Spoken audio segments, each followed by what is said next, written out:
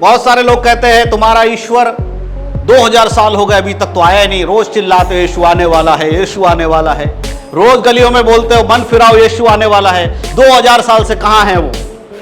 Bible हमें बताती है कि जैसा लोग समझते हैं प्रभु के आगमन में देरी है, परंतु वो अपने आगमन के विषय में देरी नहीं करता, परंतु वो चाहता है कि एक भी आत्मा नाश ना हो, हर किसी को मन फिराने के लिए समय मिले। इसलिए हमारा परमेश्वर आज भी देरी कर रहा है। वो यीशु मसीह को क्यों नहीं भेज रहा है? क्योंकि वो नहीं चाहता कि यहां बैठे हुए हम में से कोई भी नाश हो। ऐसा नहीं चाहता। अगर हमारे अंदर कहीं भी पाप है और यीशु मसीह जब आएगा तो आपके सारे काम बेकार हो जाएंगे, आप स्वर्ग में यीशु मसीह के संग नहीं जा पाओगे। इससे बचने के लिए आपको मौका देने के लिए यीशु मसीह देरी कर रहा है, एक मौका और दे रहा है कि तू फिर से पाप से बच जा। हालेलुया। और स्वर्ग में जब हम परमेश्वर के साथ होंगे, लिखा है उसके चेहरे के तेज से ही सारी स्वर्ग में क्या है? रोशनी है। वहां सूरज की जरूरत नहीं है। लाखों करोड़ों सूरज के चमक से भी अधिक चमकाने वाला हमारे परमेश्वर का चेहरा है। हालेलुया। ईश्वर है, परमेश्वर है, उससे जैसे हम सोते हैं वो भी सोता होगा। बहुत सारी जगहों पर ईश्वर को सुलाया जाता है शाम को, फिर सुबह उठाया जाता है। लेकिन हमारा ईश्वर जिसने संसार को बनाया, जिसने हमें और आपको रचा, बाइबल में लिखा है ना वो कभी सोता है ना वो कभी ऊंघता है। हालेलुया। भजन संहिता में लिखा है ना वो कभी सोता है और ना कभी ऊंघता है।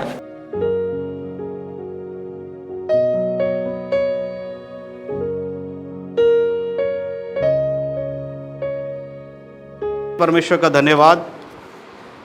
और मैं हमेशा इस चीज पर ज्यादा फोकस करता हूं कि वचन सुनने में ज्यादा समय दिया जाए। हालेलुया। क्योंकि वचन में ही लिखा है, बाइबल हमें बताती है कि यीशु मसीह कहते हैं मेरे लोग इसलिए नाश हो जाते हैं वचन के ज्ञान की कमी के कारण। हालेलुया। वचन के ज्ञान नहीं होने की वजह से पवित्र लोग नाश हो जाते हैं। वचन को जानते हैं लेकिन उसका समझ नहीं होने की वजह से लोग नाश हो जाते हैं। बाइबल पढ़ते हैं, बाइबल की समझ ना होने की वजह से लोग नाश हो जाते हैं। इसलिए अधिक से अधिक वचन को सुनना जरूरी है। जब हम वचन को सुनते हैं, उसको मनन करते हैं, हम उस वचन में बढ़ते चले जाएंगे। मैं कभी सोचता था पहले जब मैं प्रभु में आया था कि मैं कभी बाइबल के वचन याद कर पाऊंगा, बोल पाऊंगा। बहुत असंभव बात है, क्योंकि एक पढ़ा लिखा आदमी नहीं होने की वजह से ना बहुत मुश्किल होता। मेरे लिए आज भी बहुत मुश्किल है वचनों को याद करके रखना अंदर, कि भाई ये फलाना वचन कहाँ लिखा है, ये फलाना वचन कहाँ लिखा है। मैं बहुत कोशिश करता हूँ लेकिन नहीं होता। उसका कारण क्या है? हम लोग बचपन में अपने बच्चों को जब स्कूल भेजते हैं तो एक प्रोसेस है ना, उनको उसके हिसाब से पढ़ाना, तभी वो डेवलप होता है। जब किसी ने कभी ऐसा किया ही नहीं, बचपन में स्कूल गया ही नहीं है, उसके साथ मुश्किल आएगा। लेकिन परमेश्वर का वचन में लिखा है तू चिंता मत कर, बुद्धि देने वाला मैं हूं। यहोवा का भय मानने वाले के लिए बुद्धि का मूल्य कौन है? उसका भय जो मानेगा वो उसका बुद्धि पाएगा, चाहे वो अनपढ़ हो या पढ़ा लिखा हो। हालेलुया। एक पढ़ा लिखा व्यक्ति, बुद्धिमान व्यक्ति, राजा दाऊद का पुत्र सुलेमान जो जगत का सबसे बुद्धिमान व्यक्ति था, वो भी परमेश्वर की महिमा करता है। एक अनपढ़ व्यक्ति पतरस, जिसने कहीं पढ़ाई लिखाई नहीं किया होगा, अनपढ़ था वो परमेश्वर के वचन को लिखने वाला, परमेश्वर के वचन को बताने वाला व्यक्ति बन गया। हालेलुया। इसीलिए वचन को सुनना और वचन को मनन करना, आपको वचन आपके अंदर भर देता। हालेलुया। परमेश्वर के नाम की स्तुति हो। इसीलिए मैं हमेशा ये कहता हूं कि आप लोग वचन पढ़ने में या वचन सुनने में ज्यादा समय बिताएं। एक वचन पढ़ेंगे आज, हम उससे मनन करेंगे। यूहन्ना की पत्री उसका 14 अध्याय, जॉन 14 और उसके कुछ आयतों को हम देखेंगे। यहां पर इसके पहले आयत को हम पढ़ेंगे। यहां पर लिखा है तुम्हारा मन व्याकुल ना हो, परमेश्वर पर विश्वास रखो और मुझ पर भी विश्वास रखो। 2 में लिखा है मेरे पिता के घर में बहुत से रहने के स्थान हैं, यदि ना होते तो मैं तुमसे कह देता, क्योंकि मैं तुम्हारे लिए जगह तैयार करने जाता हूं। हालेलुया। हालेलुया। यहां पर प्रभु यीशु मसीह अपने चेलों को यह कह रहे हैं कि जैसे तुम परमेश्वर पर विश्वास करते हो, मुझ पर भी विश्वास करो। हालेलुया। यीशु मसीह क्यों विश्वास करने के लिए कह रहा है? क्योंकि यीशु मसीह जानते हैं कि यीशु जब जाएंगे तो वापस लौट कर आएंगे, और इस बात को उनके चेलों को विश्वास दिलाने की वो प्रयास कर रहे हैं, वहां बता रहे हैं।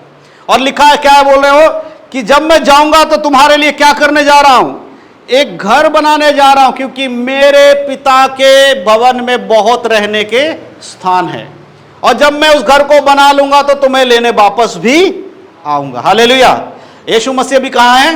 स्वर्ग में है। क्या कर रहे हैं यीशु मसीह? हैं हमारे तरह रात को 12 बजे सोकर 8 बजे तक खर्राटे ले रहे हैं, ऐसा कर रहे हैं? यीशु मसीह सो रहा होगा। अब कई लोगों की कल्पना होता है ना, ईश्वर है, परमेश्वर है, उससे सोना, वो जैसे हम सोते हैं वो भी सोता होगा। बहुत सारी जगहों पर ईश्वर को सुलाया जाता है शाम को, फिर सुबह उठाया जाता है। लेकिन हमारा ईश्वर जिसने संसार को बनाया, जिसने हमें और आपको रचा, बाइबल में लिखा है ना वो कभी सोता है ना वो कभी ऊंघता है। हालेलुया। भजन संहिता में लिखा है ना वो कभी सोता है और ना कभी ऊंघता है। सोना तो पता, ऊँघना क्या होता मालूम है? ऊँघना जैसे बैठे अंगड़ाई ले रहा हुआ ऐसे करते हैं ना, ऊँघ जाते, फिर कुर्सी पे बैठे बैठे ऐसे करेंगे, फिर बैठ देखेंगे, फिर उधर जाके ऐसे नहीं करेंगे, उधर जाके ऐसे करेंगे, है ना। तो परमेश्वर ऊँघता नहीं है, उसको थकान नहीं होती है। और स्वर्ग में कोई दिन और रात नहीं है। दिन और रात कहाँ है? पृथ्वी पर है। स्वर्ग में कोई दिन और रात नहीं है, वहां ना सूरज है ना चंद्रमा है। तो प्रकाशित वाक्य में लिखा है, जब नई सृष्टि को बनाएगा परमेश्वर, ये जो सूरज आप देखते हो ये हट जाएगा, ये जिस चांद को आप देखते हो ये हट जाएगा, प्रभु एक नया पृथ्वी बना कर देगा, और उस स्वर्ग से एक ऐसा शहर इस पृथ्वी पर आएगा जिसमें हम और आप यीशु मसीह के संग राज करेंगे। नया यरूशलेम आएगा। हालेलुया। और स्वर्ग में जब हम परमेश्वर के साथ होंगे, लिखा है उसके चेहरे के तेज से ही सारी स्वर्ग में क्या है? रोशनी है, वहां सूरज की जरूरत नहीं है। लाखों करोड़ों सूरज के चमक से भी अधिक चमकाने वाला हमारे परमेश्वर का चेहरा है। हालेलुया। इसीलिए प्रभु कहता है तुम्हारा मन व्याकुल ना हो, परमेश्वर में विश्वास रखो और मुझ पर भी विश्वास रखो। मेरे पिता के घर में बहुत से रहने के स्थान हैं, यदि ना होते तो मैं तुमसे कह देता। हालेलुया।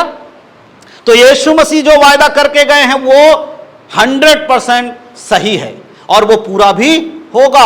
अगर ऐसा नहीं तो यीशु कहता मैं मना कर देता।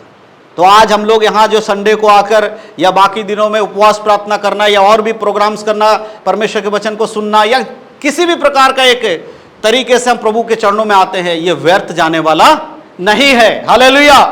क्योंकि हम जानते हैं आज हम यहां बैठकर इंतजार कर रहे हैं, हमारे लिए घर बनाने वाला परमेश्वर है जो हमारे लिए घर को बना रहा है, और जिस दिन वो घर बन जाएगा वो हमें लेने वापस आएंगे। लेकिन यहां पर एक चीज और मैं आपको बताना चाहता हूं।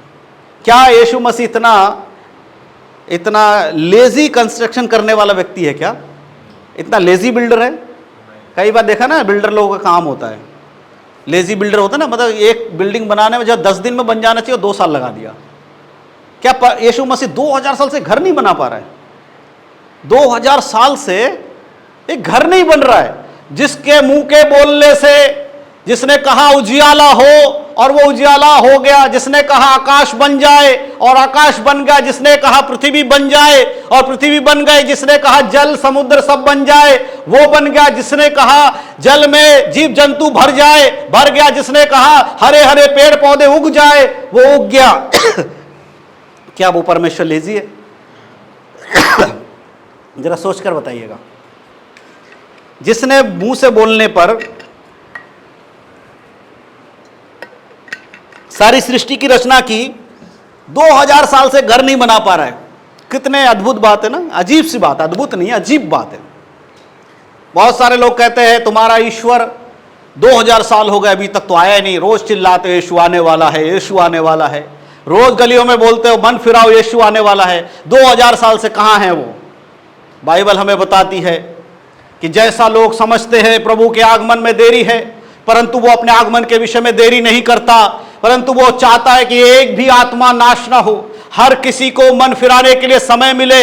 इसलिए हमारा परमेश्वर आज भी देरी कर रहा है। वो यीशु मसीह को क्यों नहीं भेज रहा है? क्योंकि वो नहीं चाहता कि यहां बैठे हुए हम में से कोई भी नाश हो। ऐसा नहीं चाहता। अगर हमारे अंदर कहीं भी पाप है और यीशु मसीह जब आएगा तो आपके सारे काम बेकार हो जाएंगे, आप स्वर्ग में यीशु मसीह के संग नहीं जा पाओगे।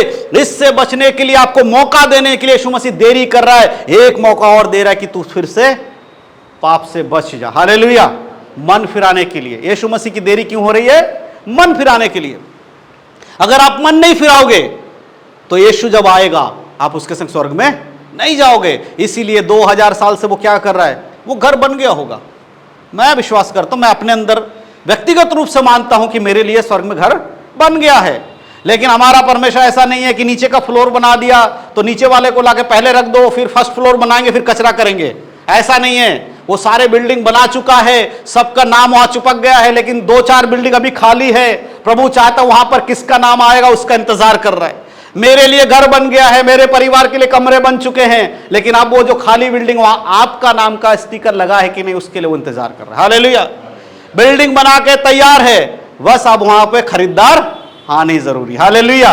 इसीलिए प्रभु इंतजार कर रहा है, क्योंकि एक बार जब वो आएगा वो बिल्डिंग खाली है तो खाली ही रहेगा, उसमें फिर दोबारा कोई नहीं जा सकता। हालेलुया। इसलिए प्रभु कहता है मुझ पर विश्वास करो जैसे तुम परमेश्वर पर विश्वास करते हो। यीशु मसीह का इस जगत से जाना हमारे लिए घर बनाने के लिए गया है, और कहता मैं अगर ऐसा नहीं करने वाला होता तो मैं तुम्हें पहले ही बता देता।